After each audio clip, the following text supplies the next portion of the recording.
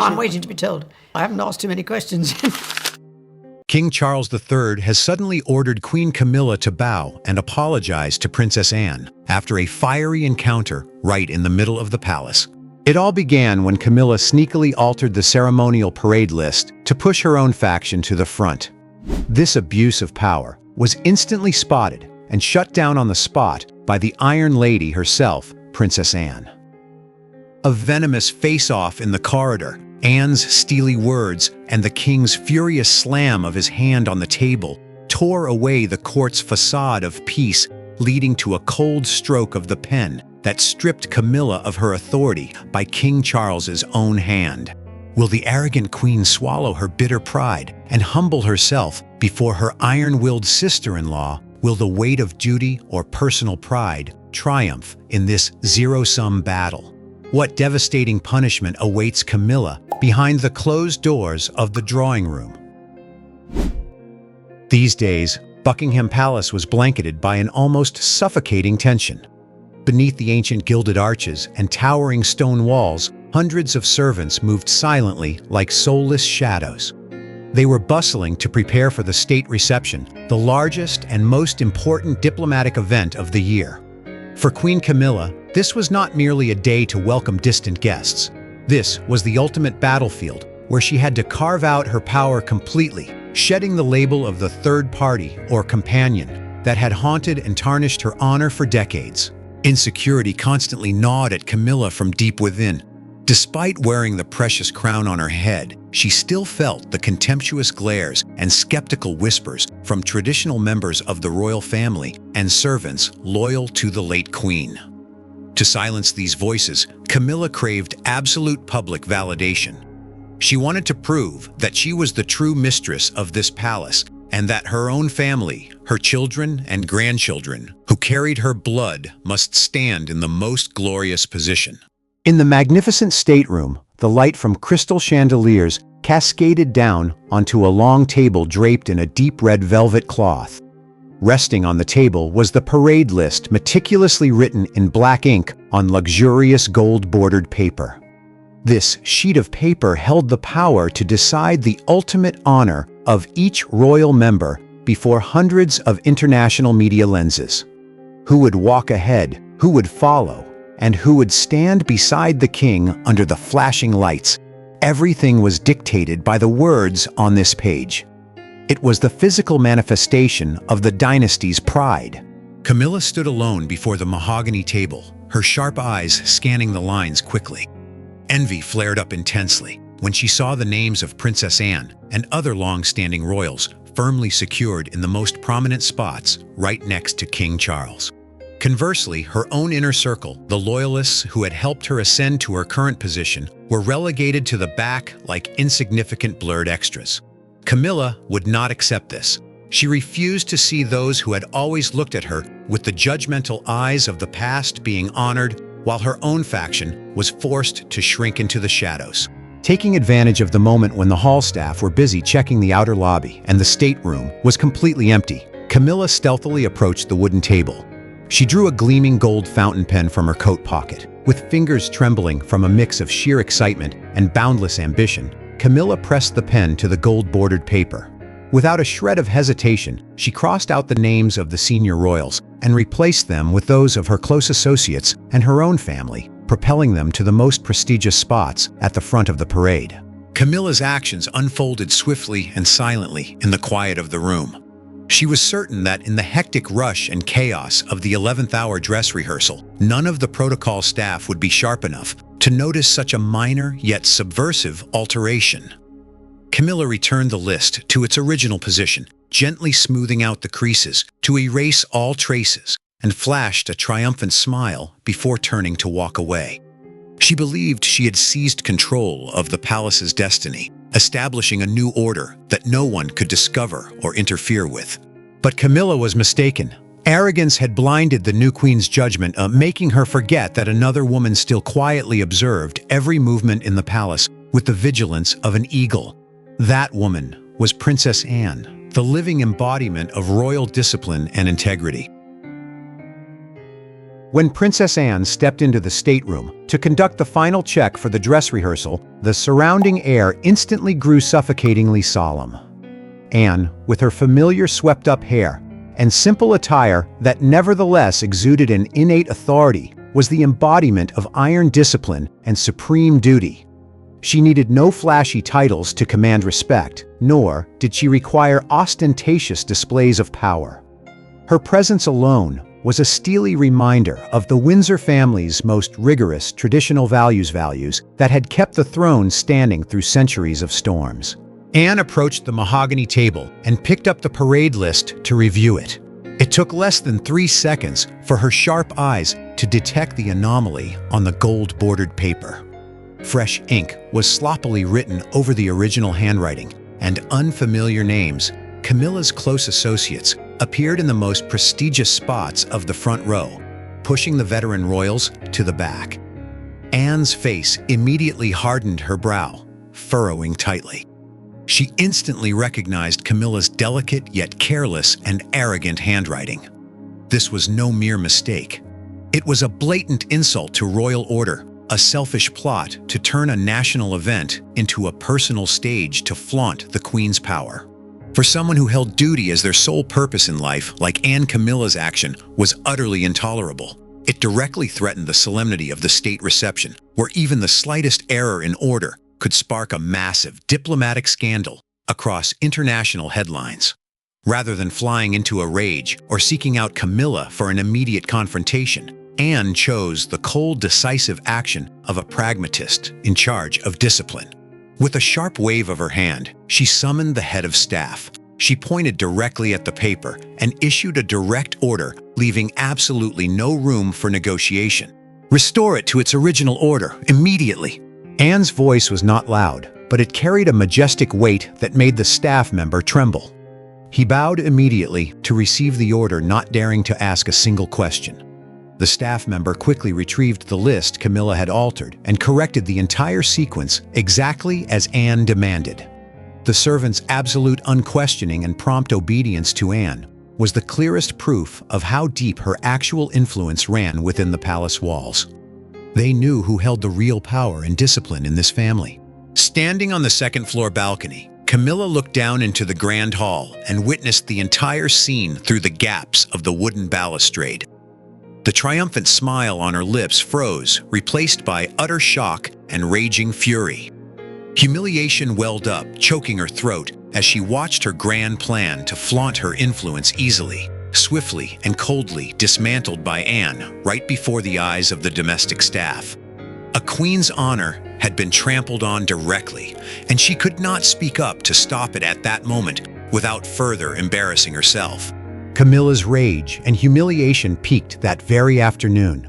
As she was walking down the narrow rear service staircase, a secluded passageway servants frequently used to move quickly between floors, she suddenly overheard whispering coming from the blind spot of the ancient stone wall. Camilla froze, held her breath, and pressed her ear against the stone wall to catch every word spoken by 2 cleaning maids. "Have you heard the king just sent a handwritten thank you note to Princess Anne?" A maid's soft voice murmured, filled with curiosity and admiration. "Really? A handwritten letter?" the other asked in surprise and intrigue. "Yes, written on beautiful royal stationery. The king thanked the princess for spotting the mistake in time and correcting the parade list, saving the crown from a major diplomatic scandal in front of international guests. Word is the king even praised the princess as his strongest pillar of support right now. How admirable." Those whispers were like sharp knives stabbing directly into Camilla's already wounded self-esteem. Charles, her husband, the man who had promised to protect her and lift her to the heights of glory, had sent a handwritten letter of thanks to the woman who had publicly dismantled her in front of the servants. The king's validation of Anne was a tacit veto of Camilla's authority. Anger, envy, and the fear of being marginalized completely blinded Camilla.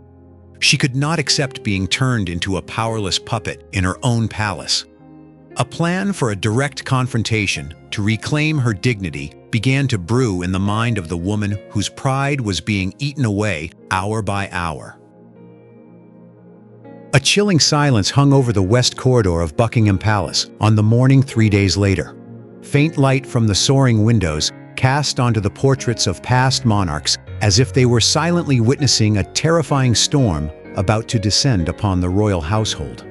Princess Anne and King Charles III were walking together, discussing preparations for the upcoming state event.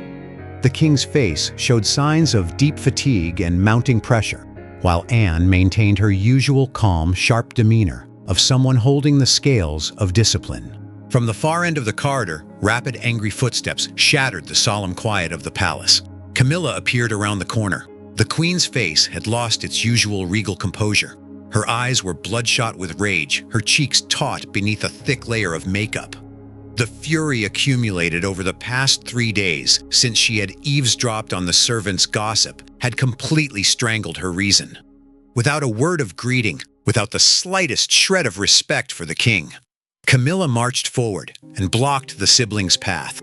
She stood dead in the center of the corridor, blocking King Charles and Anne, creating a defiant physical barrier. Servants standing at both ends of the hallway instantly halted their cleaning, holding their breath as they watched this unprecedented clash. No one dared to mutter a word move or even breathe heavily. They knew they were witnessing an outright battle for power between the two most influential women in the palace. "Charles, you must explain this to me right now," Camilla yelled, her voice shaking with absolute outrage. She pointed directly at Anne's face, completely disregarding protocol or decorum. "This woman is deliberately trying to isolate me. She scorns my title unilaterally, overrules my decisions, and demeans me in front of every single servant in this palace. Are you just going to stand by and let her trample on your wife like this?" King Charles was momentarily taken aback by his wife's sudden rage and out-of-control behavior. He furrowed his brow, his face showing clear embarrassment and shame under the eyes of his subordinates. He stepped forward, trying to diffuse the situation by lowering his voice to save face for all three. "Camilla, calm down. This is a public corridor. There are many people watching. If there is an issue, let us discuss it in private." "I do not need to calm down, and I am not going anywhere," Camilla interrupted fiercely, her arrogance and wounded ego completely overpowering the reason expected of a queen. "She took it upon herself to alter my decisions regarding the parade list right in front of the servants. She acts as if I am invisible, as if I have no power here. And you write her a handwritten letter of thanks. You praise the person who humiliated your wife. Whose side are you on, Charles? Are you my husband, or are you her puppet?" In the face of Camilla's uncontrolled outburst and venomous accusations, Princess Anne stood as still as a stone statue in the middle of the corridor. She did not shy away from Camilla's fiery gaze, nor did she have any intention of arguing, explaining, or shouting back. Anne's terrifying calmness was like a mirror, reflecting Camilla's pathetic, impulsive, and unhinged state in front of their subordinates. This silence was not a sign of weakness, but the ultimate contempt of a true royal for someone making a laughingstock of themselves. It only pushed the queen further into isolation and agitation. Camilla took a step closer, standing face to face with Anne, her breathing ragged, her voice hissing with pure venom through gritted teeth. "You always use this so-called duty as a shield to judge and suppress others, don't you? Who do you think you are? You are merely a princess while I am the legally crowned queen of this country." Only then did Anne slowly raise her head, her gaze cold as ice locked onto her sister-in-law's glaring eyes. Unwavering, without a trace of fear toward the other's royal title, Anne delivered each word with steely, clear, and powerful force. Duty was all that kept the crown alive. The brief but razor-sharp statement cut through the suffocating tension of the corridor like a knife. It was not just an affirmation of Anne's life philosophy, but a direct slap to Camilla's selfishness, greed, and disregard for royal rules. It asserted that Camilla's title of queen was meaningless without duty, and that Camilla's very arrogance was threatening the survival of the monarchy. The sentence left Camilla completely speechless, rooted to the spot in agonizing humiliation right in front of her husband and the stunned observing servants. The real storm erupted from the man who had silently endured the bickering until now. King Charles III stared at his wife with eyes filled with profound disappointment, bitterness, and absolute rage. The sovereign's final thread of patience completely snapped under Camilla's unreasonable screaming and aggressive behavior. He had sacrificed so much defying both family and public opinion for decades to elevate her to her current position. Yet what he received in return at this moment was only trouble, selfishness, and a pathetic squabble in the middle of the palace corridor, witnessed by the very servants who served under them. The dignity of the monarchy and the honor of the House of Windsor were being mercilessly trampled by his own wife, all for petty personal pride and baseless jealousy. The king's face turned from pale to flushed with anger. His chest heaved with rapid breaths as a towering rage welled up, crossing all normal limits of self-control. For a monarch famous for his mild-tempered nature. Unable to tolerate it for another second, King Charles stepped toward a large mahogany table placed along the corridor. He slammed his hand down hard on the wooden surface, the sound echoing like a gunshot through the quiet space, cutting off all murmurs around them. The slam was so violent that an antique vase sitting on the table rattled violently, spilling water onto the ancient wood. That slam contained all of the king's fury, helplessness, and determination to put an end to this farce. The servants standing at both ends of the corridor recoiled in absolute terror. Never in many years had they seen the king fly into such a thunderous rage. The force of Charles's slam made even Camilla startle and take a step back, the arrogance and aggression on her face instantly replaced by sheer panic in the face of her husband's wrath. She had never seen Charles look at her with such terrifying eyes. Everyone out immediately. King Charles roared, his voice hoarse, but carrying the supreme authority of a sovereign wielding absolute power. Without needing to be told twice, the servants bowed and quickly retreated from the corridor like ghosts to escape the king's wrath. They knew that a single second of delay could bring unimaginable consequences. Within a few short moments, the long, grand corridor became completely deserted. King Charles himself walked to both ends of the hallway, slamming shut the heavy oak doors that led to the grand lobby, locking down any escape of information to the outside, turning the corridor into a completely isolated chamber. Only 3 people remained in the corridor now: King Charles, Camilla, and Princess Anne. A suffocating silence hung under the dim yellow lights of the hallway. Charles stood with his back to the 2 women, his shoulders trembling as he fought to control the rage that threatened to bring everything crashing down. When he turned around, the gaze he leveled at Camilla held none of his usual warmth. There was only coldness, severity, and ultimate disappointment for the wife he had once devotedly indulged. "Do you have any idea what you have just done, Camilla?" Charles's voice dropped, laced with a dangerous warning, each word cutting through the quiet air like a blade. "You have allowed your personal jealousy to blind you to the point of losing all reasoned decorum and the self-respect of a queen in front of the servants. Do you want the entire world to laugh in our faces?" Camilla opened her mouth to explain, her lips trembling, but Charles's decisive pointing hand and sharp gaze forced her into terrified silence. The king turned to look at Anne, who stood solemnly, her face showing not a trace of change or fear before his wrath. The stark contrast between an impulsive, selfish wife who disregarded the rules and a sister who always put duty and the survival of the crown first made Charles's next decision clearer, more decisive, and more ruthless than ever. He knew he had to act to protect the throne no matter the cost.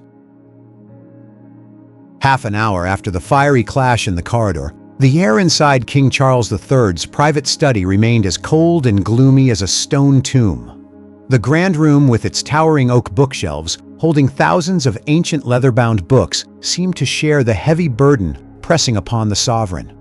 On the large mahogany desk, the report detailing the incident that had just transpired in the corridor lay quietly under the light of a brass desk lamp. That paper was like a silent indictment, marking a dark stain of the most serious internal crisis since the king ascended the throne.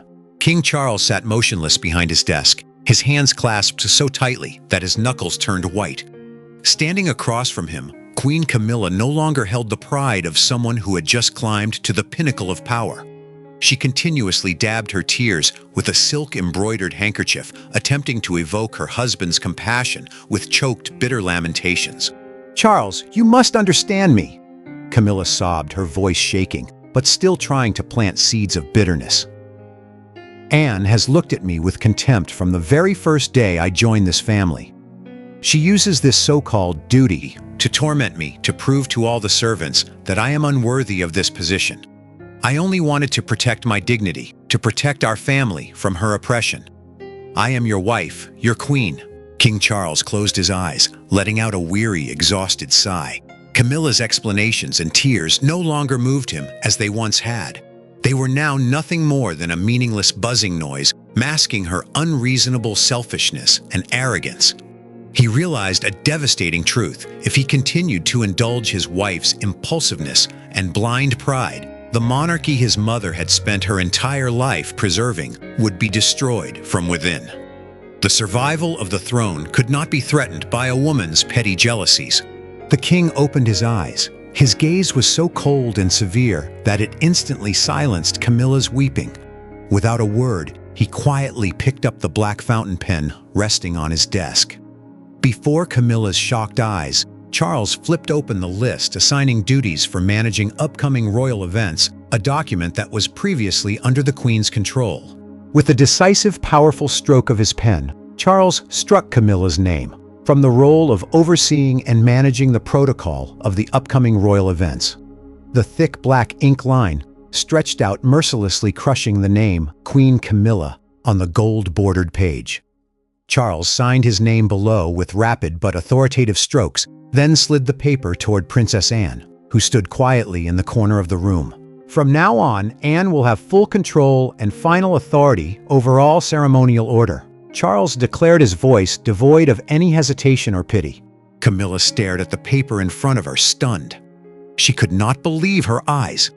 Her husband, the man who had weathered so many storms of public opinion and endured endless societal criticism with her, as just so they could be together, had now personally stripped away her most crucial symbolic power to hand it over to her greatest rival. This betrayal was more painful and humiliating than anything Camilla had ever experienced. "Charles, you cannot treat me like this!" Camilla choked out real tears, finally spilling and rolling down the wrinkles of her aging face. "I can, and I must, to protect this crown." Charles cut her off coldly. He stood up, looking directly into his wife's eyes with the absolute gravity of a king. "You have tarnished the royal dignity in front of the domestic staff. Your behavior is unacceptable. And that is not all, Camilla." The king stepped closer, each word delivered like an unalterable decree, piercing Camilla's heart. "You will go to Anne, in person, and apologize to her for your lack of discipline. This is not a request, Camilla. This is a command from your king." The small drawing room in the south corner of the palace was a dim space rarely used. It carried a somber atmosphere, with heavy green velvet curtains blocking out most of the sunlight, leaving only a few stray beams to illuminate the dark wooden furniture. This was the venue chosen for the meeting that would seal the end of the crisis, the place where a queen's pride would have to kneel before the iron discipline of the House of Windsor. Princess Anne sat in a high-backed leather armchair, her posture as straight as a ruler. Her hands rested lightly on her lap, her face devoid of emotion as she patiently waited for the defeated party to enter. She required no subordinates by her side to project power. Her innate calm and natural dignity alone cast a colossal weight over the room. The door creaked open with a dry sound. Camilla stepped inside. Stripped of her usual splendor, no expensive designer outfits or sparkling jewelry, the queen appeared in a simple dark-colored dress, her hair somewhat disheveled and unstyled. Each step she took was heavy and hesitant, as if she were dragging thousand-pound chains.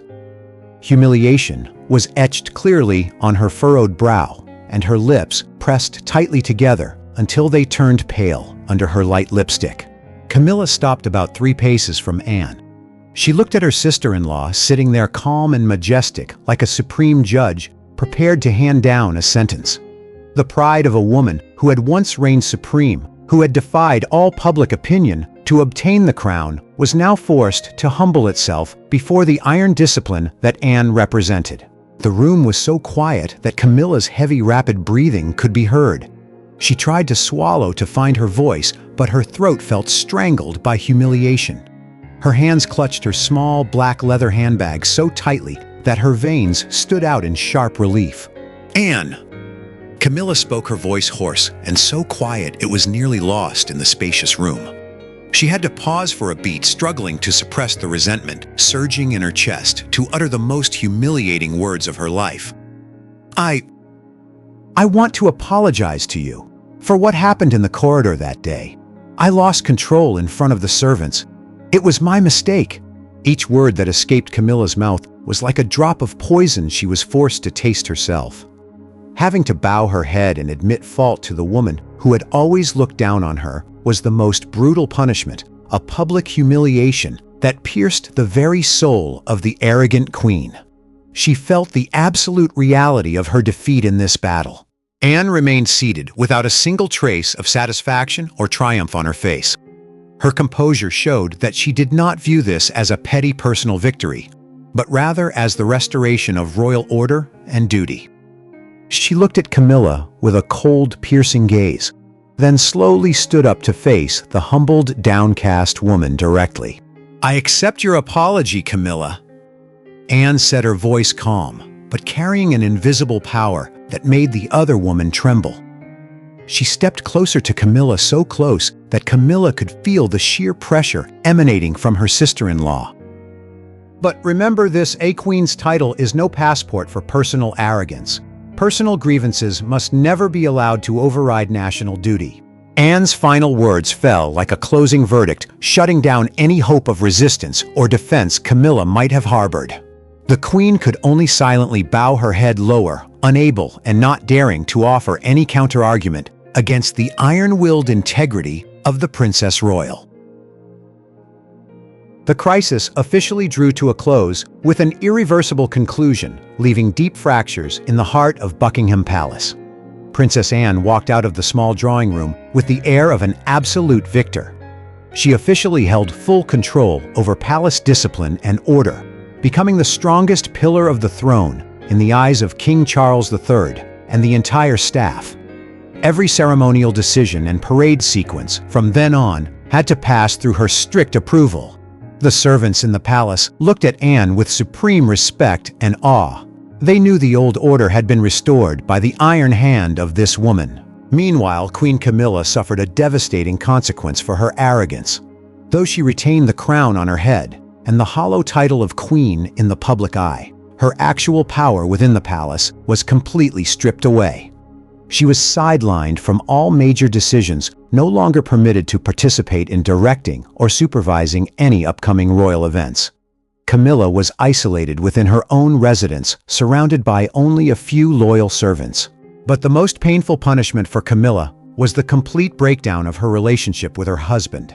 King Charles III now looked at her with cold, distant eyes. Between them, there were no longer the warm conversations or caring gestures of a couple who had weathered countless storms together. Charles spent most of his time in his private study, discussing affairs with Anne and his trusted aides, leaving Camilla isolated in her grand quarters. The sole emotional bond that had kept her standing in this palace had been severed by her own selfishness. Every night beneath the ancient arches of Buckingham Palace, Camilla stood alone by her bedroom window, looking out into the pitch-black garden. She stared at the crown resting on her dressing table, a piece of jewelry that was now a hollow symbol, stripped of all respect or actual power. The humiliation of her meeting with Anne and Charles's ruthless command still gnawed at her heart with every passing hour. The House of Windsor had once again proven a ruthless truth. It can survive any scandal, but only when duty is stronger than personal pride. Camilla had lost because she had placed her own ego above the survival of the throne, and the price she paid was isolation, bitter grief, and eternal coldness from the man she loved. Seeing the image of King Charles III sitting alone, head bowed over his desk under the night rain, do you feel satisfied that an abuser of power has been punished? Or do you feel sorrow for a man who had to personally stifle his own personal happiness for his duty to the crown? Share your thoughts with us in the comments section. Remember to like, share, and subscribe for more. Also click the next video showing on your screen. You will enjoy it.